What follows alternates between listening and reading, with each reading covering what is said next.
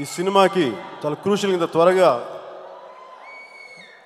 అంటే లాస్ట్ 48-50 రోజుల్లో 70% సినిమా తీసాం. ఇది దానికి ముఖ్యంగా దీని వెనక కష్టపడ్డ శ్రీ బాబీ గారికి, డైరెక్టర్ శ్రీ బాబీ గారికి, అలాగే ఎడిషనల్ ఫోటోగ్రఫీ అందించిన శ్రీ ఆండ్రూ గారికి, అలాగే నా మిత్రుడు నా కోరియోగ్రాఫర్ శ్రీ హరీష్ పాయ్ గారికి నాకు సహాయ సహకారాలు అందించినందుకు ప్రత్యేక కృతజ్ఞతలు తెలియజేసుకున్నాను. ఈ సినిమా మీకు అందరికీ ఆనందం కలిగించాలి అన్న ఉద్దేశంతో తెలియజేశాం.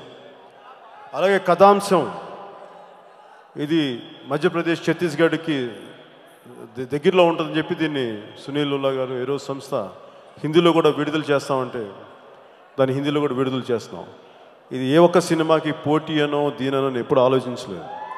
ఒక మంచి సినిమా 10 మందికి ఆనందం కలిగించే సినిమా ఏ భాషలోకి వెళ్ళినా ఎంతమందికి చేరువైనా అది మంచిదే.